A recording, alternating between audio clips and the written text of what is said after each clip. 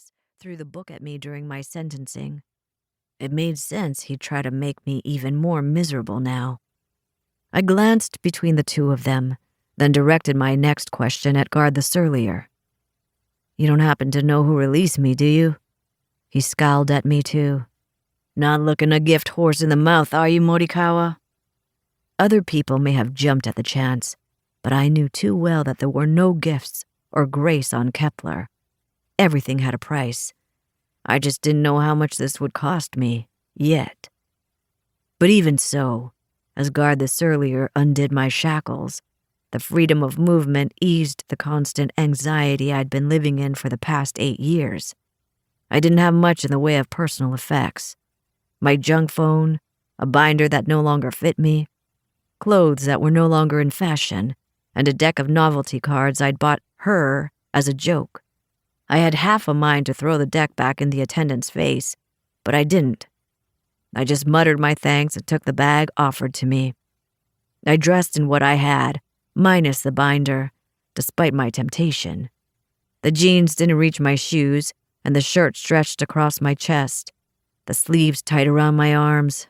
I grimaced in the mirror. With my too short jeans and my too small shirt, I looked like a tattooed sausage splitting out of its casing. After I dressed, I returned to the receiving area. Guard the former had what appeared to be a staple gun in hand. Didn't like the look of that. He gestured for my hand. Warily, I proffered my right one. He yanked it forward. Then, with a snick, the gun pierced into the flesh between my thumb and forefinger. I winced. He let go. "Behave. Someone's always watching you now." I hated the sound of that. Guard the Surlier led me to the prison entrance. "Best of luck, Morikawa," he sneered. I looked back at him. "How the hell am I supposed to get home?" "Not my problem," he said, then gave me an unceremonious shove on my back. And suddenly, I was on the outside. It was always cold on the trashy rock that Kepler orbited. Good for nothing but a few strip mines and a prison. There were haphazard banks of dirty snow strewn across the pockmarked landing pad. Frozen solid from a dozen freezes, thaws, and refreezes over the course of the rock's near-constant winter. Remarkably, a few leaves still clung to the branches of the native trees. The night sky was overcast with fast-moving clouds, and a frigid breeze nipped at my bare arms. It didn't feel real until that moment.